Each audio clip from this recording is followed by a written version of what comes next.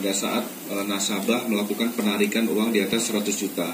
Setelah memantau, melihat, memprofil si calon korban ini, yang bersangkutan menghubungi tim yang sudah berada di area parkir. Nanti melihat menggunakan kendaraan apa.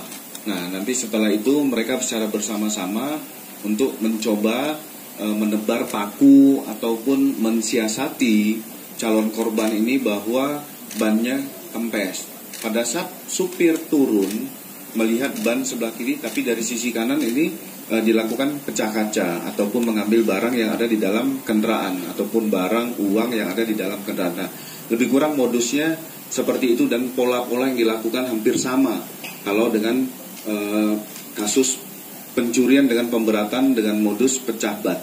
Kamu bagian apa, Pak? Melihat nasabah. Lihat nasabah. Lihat saja. Siap. Hanya ngawasi. Ya. Tahunya dia ngambil uang 100 juta itu dari mana? Dari kawan yang keluar masuk. Keluar masuk. Berarti ada masang orang juga, orang dalam. Iya, Pak. Ya, kedua. Inisial apa namanya? SWT. SWT. Bagian apa? Bagian di lapangannya, Pak. Di lapangannya apa? Bagian apa? Bagian ngeliatin orang-orang ngawasi, Pak. Pada saat di TKP. Iya, Pak. Itu pada saat ban sudah pecah. Pada saat ban sudah pecah. Iya, Pak. Ya, jadi ban sudah pecah, aman. Kamu langsung. Iya, Pak. Melihat situasi orang yang ini buat nggak ini apa biar aman kayak gitu, Pak. Berarti Mengalihkan perhatian para korban. Inisial IW, Pak. Nah, bagian apa? Bagian Mengalihkan perhatian bagian fokus ke benda tersebut, Pak. Ada yang pecah kaca nggak ada? Hah? Ada. Oh juga? Saya enggak, Pak.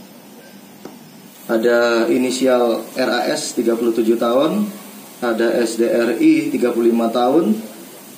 Itu yang tadi RAS 37 tahun ini berasal dari Lampung, yang 230 SDRI ini berasal dari Sumatera Selatan, dan yang nomor 3 ini adalah SDRWJ berasal dari Sukabumi, Jawa Barat. Kasus 363 yang menonjol yaitu modus kempes ban.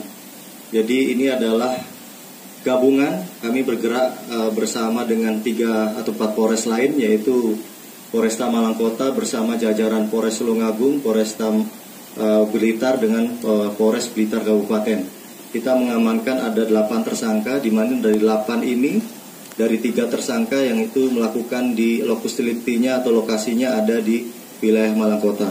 Dan kerugiannya dari 3 TKP yang sudah dilakukan dalam kurun waktu 1 tahun ini, dari 3 TKP kurang lebih 500 miliar yang sudah ada korbannya. Jadi pada saat modus operandi dari yang bersangkutan itu, pada saat korban pada saat sudah mengambil uang yang kurang lebih 190 atau 100 juta lebih, itu diikuti oleh para pelaku ini, dan ada terbagi menjadi beberapa kelompok. Ada yang memang sudah mengikuti dari awal, lanjut dia menaruh paku di bannya, lanjut ada yang menggunakan alat untuk memecah kaca dan mengambil tas. Itu berlangsung sangat cepat, kurang lebih 2 menit, 3 menit sudah berhasil dibawa, dan kita berhasil mengamankan para pelaku ini di wilayah Dampit. Jadi kita berhasil kurang lebih mengamankan 1 kali 24 jam kemarin berhasil kita amankan, dan ini masih terus kita kembangkan, bahkan dengan koordinasi dengan pihak Tim Polda Jawa Timur untuk melaksanakan pengungkapan yang lebih besar lagi. Dari 3 TKP yang dilakukan di beberapa titik di wilayah Kota Malang itu dilakukan dari tanggal waktu yang berbeda, rekan-rekan sekalian. Namun dari total 12 tersangka, ada masih kurang lebih 4 atau 5 orang yang menjadi DPO akan kita kejar. Yang pasti dalam setiap melakukan aksinya yang bersangkutan ini selalu melihat bagaimana ataupun siapapun korban yang menjadi incarannya. Jadi sudah hafal mana yang sekiranya perusahaan ataupun orang-orang yang biasa mengambil uang di atas 100 juta. Ya, TKP yang pertama ini ada hari Jumat tanggal 6 September 2024 di Jalan Raya Tidar, Kelurahan Karangbesuki, Sukun, Kota Malang. Yang TKP yang kedua ini adalah hari Jumat tanggal 19 Juli 2024, Jalan Terusan Batubara nomor 5, nomor 44 Blimbing, Kota Malang, jadi di Kecamatan Blimbing. Yang ketiga adalah hari Selasa tanggal 28 Mei 2024 di Jalan Muharto depan toko Extra Bed lama Gedung Kandang Kota Malang.